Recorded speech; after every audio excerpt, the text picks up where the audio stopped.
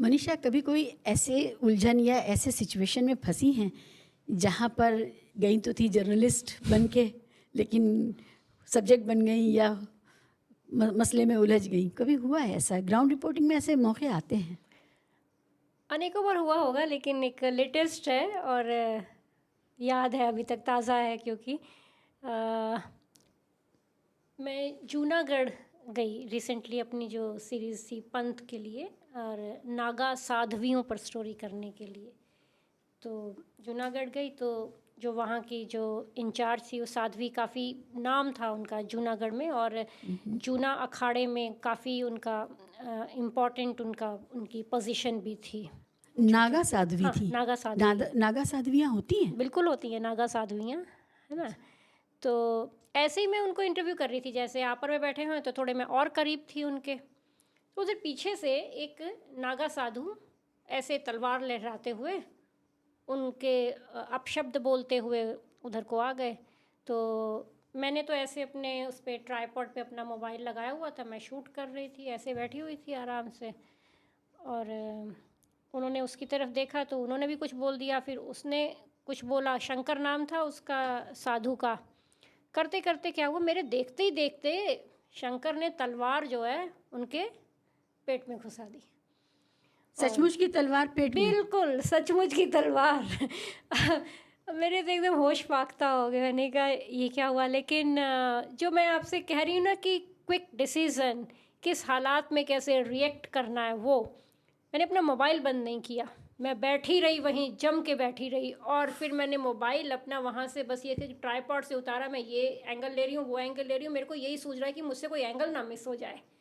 हालांकि थोड़ी ख़राब बात है ये, लेकिन मैं बचा तो वैसे भी नहीं सकती थी साध्वी को, क्योंकि उसके पास तो तलवार थी और वो बहुत ज़्यादा शराब पिए हुए था।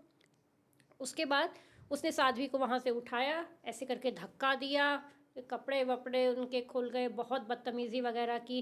अच्छा, सबसे बड़ी बात यह है कि सारा का सारा साधु समाज वहाँ पर तमाशा देख रहा है, कोई बचाने नहीं आया, कोई बचा ही नहीं रहा है। अच्छा, वहाँ से मेरे को साधु पीछे से चिल्ला रहे हैं, अरे मैडम आप हट जाओ, चली जाओ यहाँ से, वो आपको भी मार देगा। लेकिन मेरे को अपना वीडियो बनाना था। अच्छा, वो मेरे पीछे भी भागा, लेकिन मैं भी बहुत तेज़ मैं भाग गई, और उसके बाद जब मैंने देखा है कहीं एक जगह से कि वो किसी और दिशा में चला गया है, उसको कुछ और लोग पकड़ कर ले गए हैं, और वो लहूलुहान साध्वी वहाँ पड़ी है, खूब उसको खून निकल रहा है। तो मैंने अपने ड्राइवर की मदद से उनको उठाया और अपनी गाड़ी में डालकर हम फटाफट से हॉस्पिटल उनको ले गए। हॉस्पिटल जाके एडमिट करवाया, क्योंकि साध्वी भी काफ़ी प्रोमिनेंट साध्वी थी, तो तब तक साधु समाज के जितने जूनागढ़ के नागा अखाड़े के लोग थे, साधु थे, सबके सब आ चुके थे।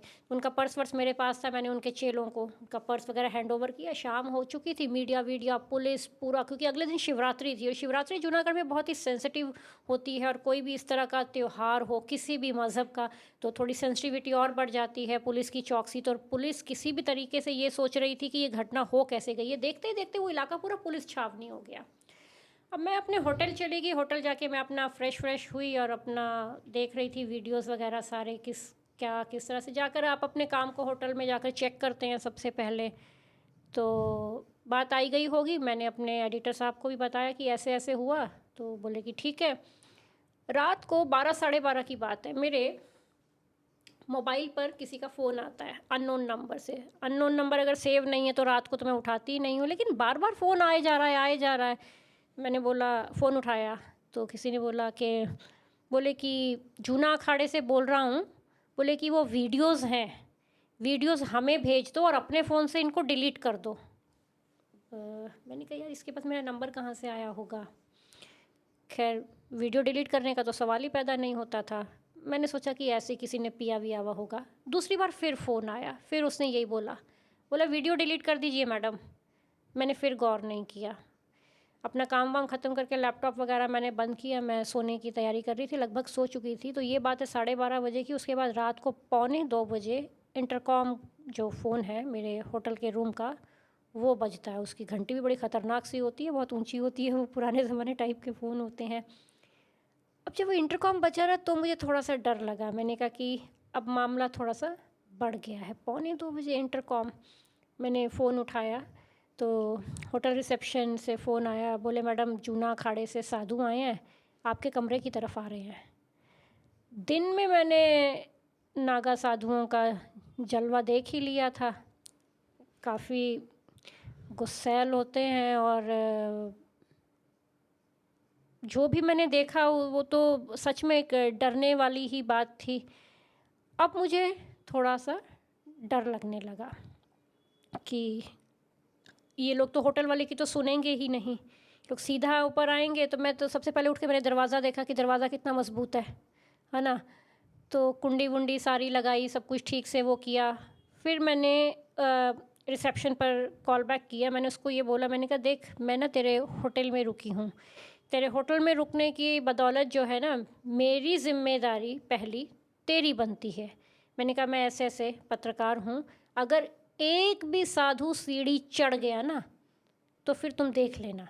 पहले तो मैंने उसको इस हद तक तैयार किया रिसेप्शन पर जो लोग बैठे थे कि वो अपने ही हद तक मामले से निपट ले, इनको ऊपर ना आने दे, क्योंकि अगर उन्होंने इसको ऊपर आने दे दिया तो मेरे पास बचने के लिए टाइम बहुत ज़्यादा नहीं बचेगा ना। तो मैंने उसको इस पर वो किया। मैंने कहा एक भी साधु सीढ़ी ना चढ़े। मैंने कहा ऊपर फर्स्ट फ्लोर पे मेरा रूम था। तो बोला ठीक है मैडम। तो उनसे बहस करता रहा कि तुम ऊपर नहीं जा सकते हो, ऐसा वैसा। इन द मीनवाइल मेरे को टाइम मिला, मैंने फटाफट रात में अपने एडिटर साहब को, जो हमारे नेशनल हेड हैं डीबी डिजिटल के, प्रसून मिश्रा जी, उनको फ़ोन किया। पहली कॉल में सर ने फ़ोन उठाया, और आप ये देखिए उसी वक्त मतलब कि उन्होंने पूरे गुजरात एडिशन में सबको फ़ोन कर दिया, सब जगह, तमाम जगह से जो भी फ़ोन हो सकता था। फ़ौरन मैंने इन द मीनवाइल वीडियोस उनके मोबाइल पे ट्रांसफ़र किए, अपने लैपटॉप में सेव किए, अपना लैपटॉप छुपाया, उस तरह से वो सब चीज़ें की। और इतने में तो हमारे जो गुजरात के जो वहाँ के स्थानीय जो संपादक थे वो सीधा उधर आ चुके थे, होटल आ चुके थे, और उन्होंने तमाम पुलिस वालों से बात किया, एसपी, डीएसपी, आईजी, सब पूरा सुबह तक फिर तो वो तमाशा जो है वो चलता रहा। उसके बाद फिर हम लोगों ने 2 दिन के बाद हमारी स्टोरी आनी थी, तो स्टोरी तो मेरी पूरी हुई नहीं थी अभी जो मैं स्टोरी करने गई थी। तो 2 दिन मेरे को और वहाँ पे लगने थे। उन्होंने सिक्योरिटी वगैरह भी फिर दी। आप ये देखिए कि ये खौफ इस तरह का खौफ था कि जब मैं तीसरे दिन मेरे को जूनागढ़ से अहमदाबाद के लिए निकलना था, तो पुलिस वालों ने मुझे बस में नहीं जाने दिया। बोले आप बस में मत जाइएगा। उन्होंने मुझे किसी सामान वाली गाड़ी के साथ अहमदाबाद में एंटर करवाया, और एंटर करवाने के बाद बोले कि मैडम अब आप हमारी सीमा से बाहर हैं, अब आप अपने भरोसे हैं।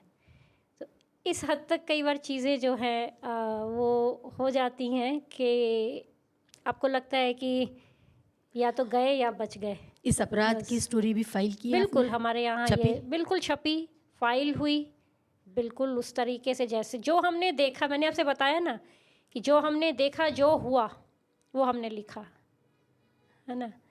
तो होता है बहुत बार कि आप सब्जेक्ट हो जाते हैं